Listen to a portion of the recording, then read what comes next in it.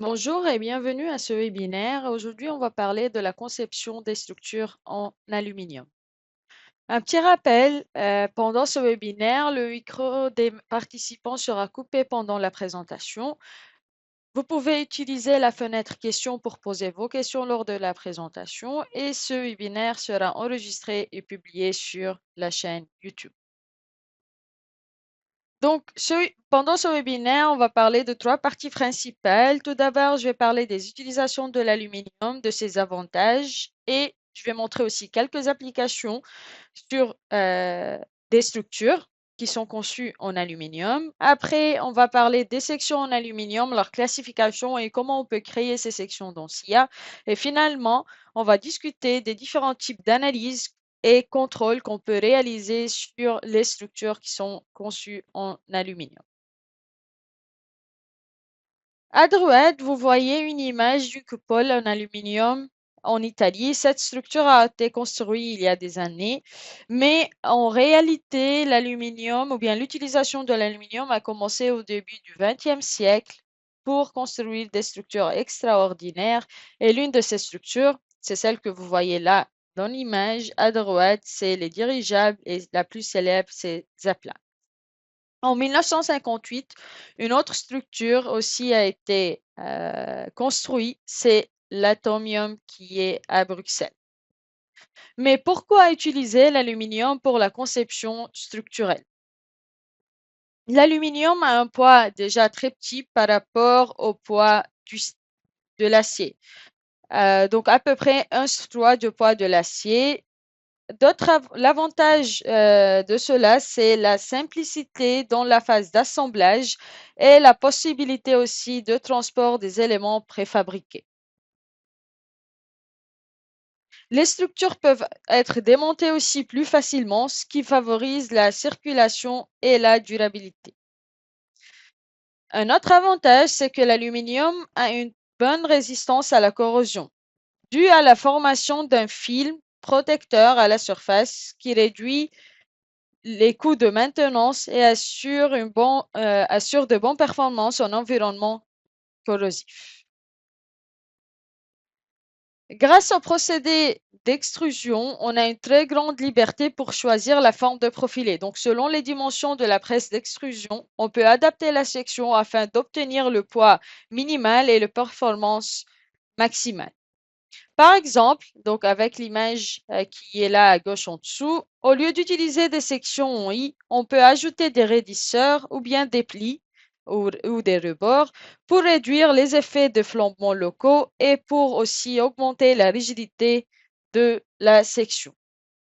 La dernière section que vous voyez en bas à droite, celle-là, on peut rajouter donc une partie triangulaire aussi pour augmenter la résistance à la torsion de la section. Les profils extrudés permettent d'utiliser des systèmes de connexion plus simples en clipsant les pièces plutôt qu'en les soudant ou bien les boulonnant. Je vais montrer un exemple du poutre biappuyé, tout d'abord avec une section en IPI 240 avec l'acier S355. On a obtenu une unité de contrôle de flexion de 0,56 avec une déformation de 12,3 mm et un poids de 30,7 kg par mètre linéaire. Avec une section en aluminium qui donne à peu près la même unité de contrôle de 0,62, on a un poids qui est diminué de 12,2 kg par mètre linéaire, mais une déformation plus grande de 17,7. Maintenant, avec une section renforcée, avec des renforts, on obtient à peu près la même déformation qu'on a obtenue avec l'acier, mais avec une unité de contrôle réduite de 0,44 et un poids qui est de 17,4 kg par mètre linéaire, donc réduit à peu près égal à 55% du poids de la section qui est en acier. Donc, on peut utiliser l'aluminium pour des structures temporelles dont elles ne peuvent pas avoir un poids élevé et on va obtenir la même unité de contrôle qu'on a obtenue avec l'acier, mais avec un poids réduit de 55% par rapport au poids de l'acier. Quelques applications des structures en aluminium, elles sont regroupées dans deux groupes. Les structures légères, tout d'abord, on peut commencer avec, par exemple, des systèmes légers d'aménagement intérieur et de cloisonnement, des garde-corps comme des passerelles aussi, des échafaudages et des supports portiques pour des panneaux de signalisation routière. Le deuxième groupe, c'est les structures porteuses. Donc là, il faut penser à des systèmes de toit de grande portée dans lesquels les charges d'exploitation, c'est plus petit que les charges permanentes. Exemple, comme par exemple les coupoles, les toitures. En Belgique, une structure en aluminium a été conçue, bien une toiture en 1964 qui a une portée de 67 mètres. C'est celle que vous voyez en haut à droite, donc celle-là. D'autres applications, les ponts piétons, les plateformes offshore, des halls industriels et les tours électriques. Pourquoi utiliser SIA Engineer pour la conception en aluminium? Donc, pour cette conception, SIA offre une bonne solution. Elle permet de calculer les sections, les propriétés des sections et les classifier. On a des bibliothèques des profilés personnalisés, différents types d'analyses linéaires, non linéaires de stabilité, dynamique. Donc, on va parler de ça un peu plus tard. Avec ces effets internes qu'on a obtenus, on peut l'utiliser pour la vérification à l'Eurocode 9 et après, on peut avoir des résultats détaillés du calcul des unités de contrôle avec les formules qui étaient utilisées et les références de ces formules et les différents articles qui sont utilisés. Pour le moment, l'Eurocode 9 est implémenté, celui qui était publié en 2007 avec les amendements en 2009 et 2013. La seconde génération de l'Eurocode, elle est en cours et l'année prochaine aura lieu la publication du dernier texte le 30 septembre 2027 et le retrait des normes conflictuelles aura lieu ou bien sera le 30 mars 2028. Et bien sûr, si elle sera mise à jour selon ces différentes modifications. Deuxième sujet, c'est les sections. C'est un sujet qui est très important. Il conduit à la classification. Donc, la conception de l'aluminium commence avec le choix de la section. Dans SIA, on a la possibilité d'importer des sections à partir des fichiers DXF et DWG. Donc, dans ce cas-là, on a une représentation à double section. La forme de base qui est utilisée pour le calcul des propriétés géométriques de la section. Et après, il faut aussi définir une représentation à parois minces pour la classification et pour le calcul de la section effective. Après l'importation de la section, on peut directement ouvrir la fenêtre de classification de la section effective afin d'avoir une idée du comportement de la section globale. Pour les sections, selon l'Eurocode, on a 4 classes. Donc, la classe 1 et 2 permettent d'atteindre leur capacité plastique, donc des propriétés plus grandes ou bien maximales de la section. Pour la classe 3, on considère un comportement élastique, ce qui signifie que la résistance plastique maximale ne peut pas être prise en compte en raison du flambement local. Et pour la classe 4, le flambement local va réduire les propriétés de la section effective utilisées pour la classification de la section. Donc, cela illustre l'importance de la classification. Pour les classes 4, il est possible de modifier la section afin d'obtenir une classe supérieure et bien sûr des propriétés plus grandes. Le processus de classification exploitable en bref, selon l'Eurocode 3, est automatiquement appliqué dans SIA. Donc, l'étape 1, ça sera le calcul des contraintes. Après, il y a la détermination du gradient du contrainte phi. Le calcul des lancements bêta qui est comparé aux limites de l'Eurocode selon les différentes parties que vous voyez numérotées en haut ici de la section. Après, il y aura la classification de l'élément. Le calcul de l'épaisseur effective est basé sur les différents facteurs de réduction, donc le facteur de réduction du flambement local, le facteur de réduction du flambement torsionnel et le facteur de réduction des zones affectées par la chaleur. Dans le dialogue de la forme initiale, on peut trouver les types des différentes parties, donc ici, UO et I. I pour les parties intérieures, UO pour les rebords supérieurs. On peut définir aussi des soudures. L'effet est pris en compte dans la classification de la section et dans le calcul de la section efficace. Dans SIA, on peut réutiliser les sections. Donc, ça veut dire qu'on peut tout d'abord définir un modèle template avec des sections prédéfinies. On peut on peut importer un fichier de base des données pour les sections extrudées et c'est possible aussi de modifier la bibliothèque des profilés pour les sections standards. Donc, à droite ici, vous voyez la modification de la bibliothèque avec des sections rectangulaires creuses. On va parler d'un exemple de façade pour voir les sections des éléments verticaux et horizontaux. Donc, je vais ouvrir SIA et on va voir directement le projet dans SIA. On peut voir ici les différents éléments verticaux et horizontaux qui sont définis. Et on peut voir ici le matériau qui était utilisé dans la section. Donc, pour voir les matériaux, on peut aller ici dans Librairie des matériaux et là, vous pouvez retrouver tous les matériaux d'aluminium. Ce qui est possible ici, c'est de filtrer bien sûr sur utiliser, donc ces 3 matériaux qui étaient utilisés. Mais aussi, ce qui est possible, c'est que vous pouvez toujours supprimer les matériaux qui ne vous intéressent pas. Et si besoin de nouveau, vous pouvez les lire des bases des données de système. Ce qui est aussi possible, c'est si vous avez créé vos propres matériaux avec des modifications, vous pouvez les enregistrer dans un fichier et lire ce fichier dans d'autres projets. Maintenant, pour les sections, donc on peut aller de nouveau pour voir les sections qui sont utilisées. Différentes sections avec des types qui sont donc 3 types de sections qui étaient utilisées. Mais maintenant, si je clique sur nouveau, je vais vous en montrer qu'on a différents groupes qui sont disponibles. Donc, il y a déjà les profilés acier, les profilés prédéfinis avec leurs propres dimensions. Donc, si je clique sur ajouter, là, vous voyez déjà que la géométrie, elle est prédéfinie en bas et on ne peut pas la modifier. Mais si vous avez besoin de créer vos propres sections, dans ce cas-là, vous pouvez utiliser les parois minces. Donc, pour les parois minces, c'est à vous de rentrer les différents paramètres géométriques de la section. Une fois c'est fait, vous pouvez cliquer sur mise à jour et en bas, vous allez retrouver les propriétés de la section, donc l'air de cisaillement et les différents moments d'inertie.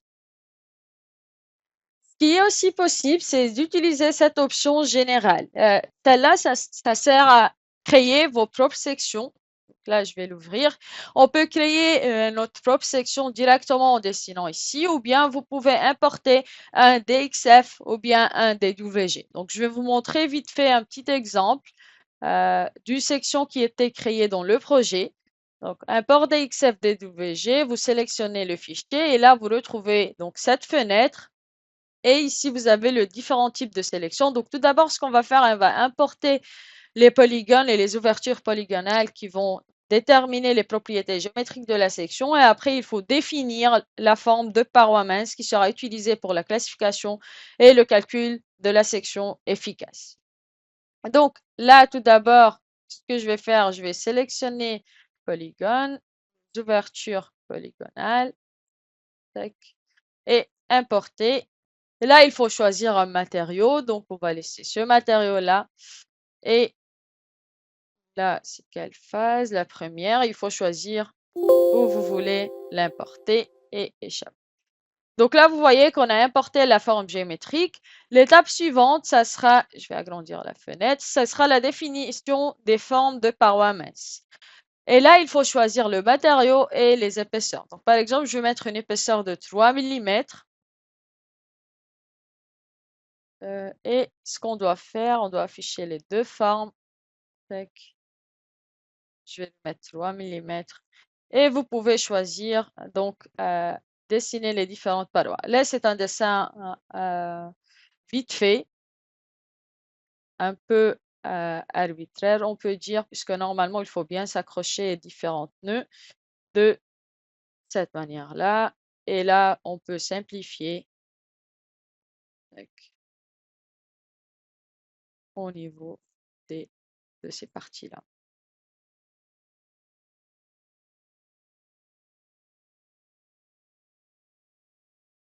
OK. Ce qui est possible aussi, par exemple, c'est d'augmenter l'épaisseur ici. Au lieu de 3 millimètres, on peut mettre 5. Et une fois c'est fait, vous pouvez cliquer sur Fermer. Et là, mise à jour de la section. Vous allez voir que si il va calculer les différentes propriétés de la section. Et si vous cliquez sur éditer la forme initiale, ici, vous pouvez retrouver les types des différentes parties, donc les numéros et les types qui sont modifiables.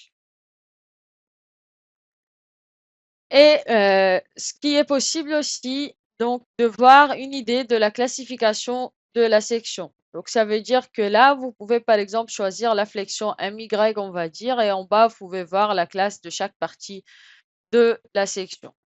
Là, je vais fermer. Et moi, ce que j'ai fait, j'ai déjà créé deux sections, une classe 3 et une classe 4. La différence, c'est l'épaisseur qui était modifiée.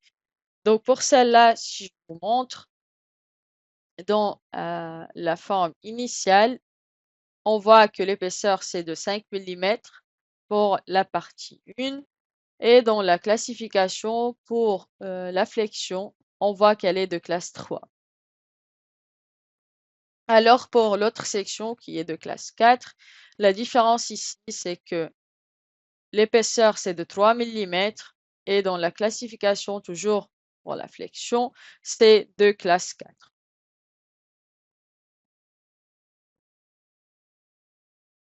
Donc, le moment, si vous remarquez, on a passé de classe 4 en classe 3 en augmentant l'épaisseur de 3 à 5 millimètres. Et bien sûr, les propriétés ou bien le moment d'inertie a augmenté. C'est possible aussi de rajouter des sections au profilé des bibliothèques. Donc, on peut aller dans les outils, éditer les bibliothèques des profilés. Et là, on peut ajouter un nouveau type en choisissant un nom. Le code, donc section creuse rectangulaire. Et là, vous pouvez rentrer les différentes dimensions des sections que vous souhaitez. Ou bien, si vous l'avez créé sur Excel, vous pouvez sélectionner, copier et coller dans SIA. Si je clique sur enregistrer maintenant, il va indiquer cet avertissement qu'il faut modifier l'air et l'inertie Y et mettre une valeur unitaire. Après SIA, il va recalculer ces valeurs selon il va recalculer ces valeurs selon les propriétés géométriques. Donc, j'en ai déjà fait ça dans Excel. Je vais maintenant tout copier et coller et enregistrer. Donc là, si je ferme, je reviens sur la partie des bibliothèques, les sections, nouveau, profilé acier, rectangulaire. À la fin, vous retrouvez la bibliothèque ou bien le groupe qu'on a déjà créé. On a défini aussi dans la structure des panneaux de charge qui servent à redistribuer les charges surfaciques en des charges linéaires. Donc, on peut afficher là la forme des ailes tributaires. Donc, c'est cette surface-là, vous pouvez voir la surface qui sera reprise par chaque élément. On a appliqué cette charge surfacique et vous pouvez voir la charge générée qui est une charge linéaire appliquée sur les différents éléments. Le modèle a été calculé. Ce qu'on peut voir, c'est différents types de résultats, par exemple comme les déformations 3D. Et là, il ne faut pas oublier de cocher filaire pour que le calcul soit plus rapide. Et là, on peut voir la forme de la déformée de la structure. Ce qui est aussi possible, c'est de voir par exemple les efforts internes 1D.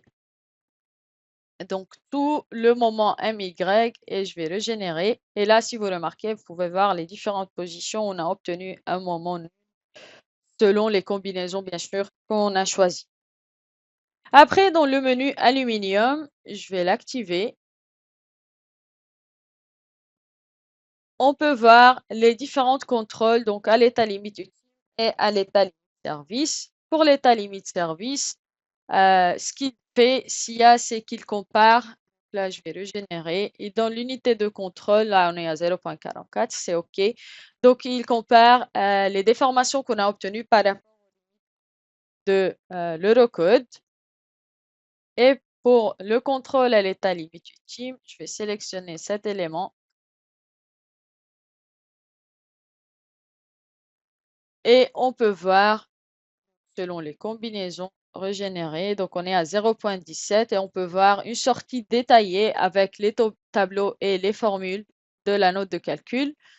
Donc là, on peut voir que la section est classifiée en classe 4, le quotient de forme qui est à 0.79 et l'unité de contrôle qui est de 0.17. Je vais montrer aussi sur le même élément de la structure qui est à droite. La différence ici, c'est la section qui était de classe 3 pour la flexion. Donc, je vais sélectionner cet élément cette fois-ci et régénérer. Et là, on est à une unité de contrôle 0.15. Et pareil, si on voit la sortie détaillée, on peut voir que le quotient de forme est de 0.93, qui est augmenté. C'est pour cela qu'on a obtenu une unité de contrôle de 0.15. Ici, si vous remarquez, la section est toujours classifiée en classe 4. Ça, c'est dû au fait qu'on a des renforts au niveau de la section, mais on a obtenu une unité de contrôle qui est plus avec l'épaisseur qui est plus grande qu'on a modifiée par rapport à cette section. On peut voir que les panneaux de charge simulent la distribution trapézoïdale des charges. C'était testé à l'université de Gand et ce que correspond exactement à la distribution avec la méthode d'aile tributaire qu'on a utilisée dans SIA. Donc, on a vu sur cet exemple les différentes déformations, les efforts internes et l'unité de contrôle. Juste une petite remarque que pour les connexions entre les éléments, SIA prend par considération par défaut que c'est une connexion fixe. Donc là, on a rajouté des rotules au niveau des éléments horizontaux. Et pour les éléments verticaux, par exemple, là, on voit que le moment, il est égal à 0. On peut rajouter à la section, une section additionnelle, donc un tube interne, et cela peut être fait avec l'option des sections générales dans SIA. À droite ici, on voit le contrôle à l'état limite ultime et la sortie détaillée qu'on a vue dans SIA avec les références et les différentes formules. Dans cette partie, on va voir les différents types d'analyses et de contrôles qu'on peut réaliser dans SIA Engine. Le premier type d'analyse, c'est une simple analyse linéaire dans laquelle il y aura calcul des différentes cas de charge séparément et on peut voir les résultats par combinaison selon le principe de superposition. On peut réaliser aussi une analyse de stabilité afin de calculer les coefficients alpha critiques et de voir les différentes formes de flambement.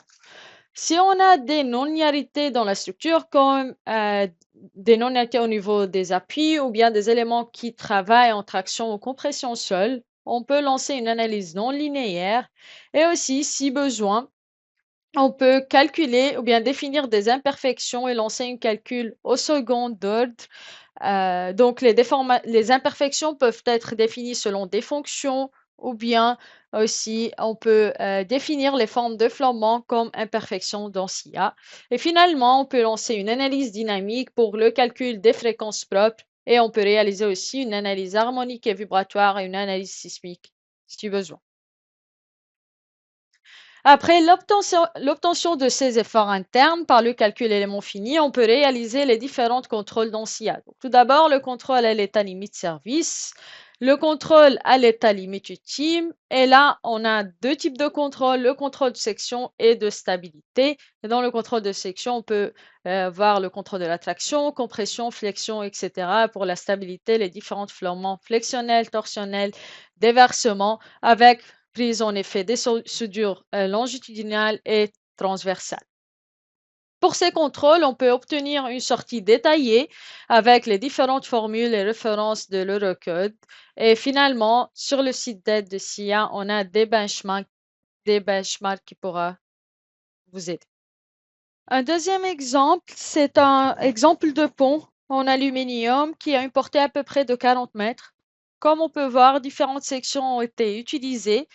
De plus, le tablier de ponce, c'est une plaque d'extrusion qui était implémentée ou bien utilisée dans SIA.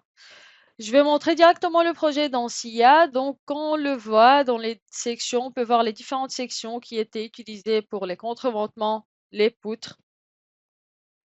De plus, on a déjà défini des chargements sur le pont. Le calcul était réalisé. Et tout d'abord, donc là, je vais montrer déjà qu'on a défini des combinaisons de stabilité linéaire pour lancer une analyse de stabilité. Et pour les résultats, on peut voir dans la partie de résultats si les différentes valeurs des coefficients critiques ou bien d'alpha critique. Donc là, vous voyez, pour chaque combinaison, on a demandé 4 modes. Donc pour chaque combinaison, on a les différentes valeurs d'alpha critique. Et on peut voir que pour SL4, on a une alpha critique de 9.3, ce qui est inférieur à 10. Donc si c'est un mode global, dans ce cas-là, on a besoin de lancer une analyse au second ordre. Ce qu'on peut voir, on peut voir la déformée. Je vais juste désafficher les charges avec ces combinaisons de stabilité linéaire et je vais choisir SL, la combinaison 4 et mode 1 et régénérer. Donc là, on peut voir le flambement hors plan de la structure. Ce qui est aussi possible, c'est puisqu'on a besoin d'une analyse au second ordre, on peut définir directement les imperfections dans SIA. Donc, si vous voyez qu'on a les imperfections globales, et selon l'imperfection, vous pouvez choisir le type. Il y en a plusieurs types, mais on peut imposer ce mode de flambant comme une imperfection en indiquant la déformation maximale. Cette valeur, on peut l'obtenir selon la norme. Il y a déjà des tableaux dans le record. Donc, on a défini une dans la direction plus, une dans la direction moins. Et pour appliquer ces imperfections, il faut déjà, dans les combinaisons non linéaires, l'activer. Donc là, comme vous voyez, là où il y a l'imperfection, on voit qu'il y a le SL4 plus et le SL4 moins. Ici, pas besoin de définir l'imperfection locale. Ce qui est possible aussi, c'est de voir les déformations avec ces imperfections qu'on vient de définir. Donc, par exemple, pour 4 plus, je peux régénérer et on peut voir là le 180 mm, le maximum, et les imperfections, pareil pour l'autre direction. Maintenant, on peut passer au contrôle et on peut voir le contrôle à l'état limite ultime avec la classe non linéaire puisqu'il y avait des non-linéarités qui étaient définies dans le modèle et je peux régénérer. Donc là, on voit que le maximum c'est de 0.3 et on peut voir bien sûr la sortie détaillée du rapport.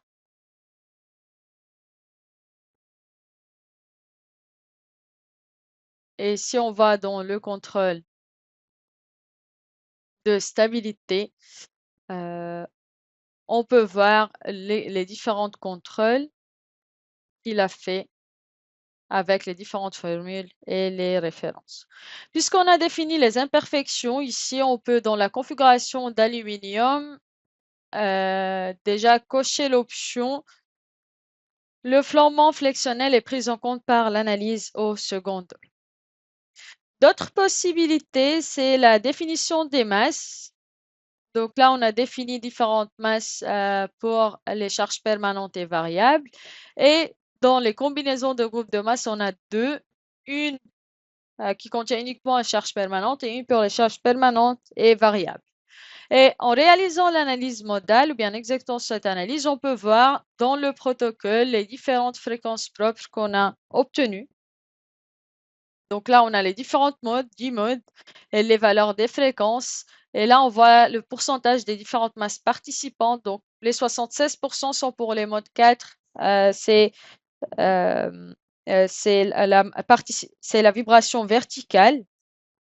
Et bien sûr, on peut voir la déformation de celle-là. Et selon les valeurs de fréquence propre, on peut déterminer si on a besoin de lancer une analyse vibratoire ou pas selon le recode. Donc, ce que je vais faire maintenant, je vais vous montrer cette fois-ci selon les combinaisons de masse.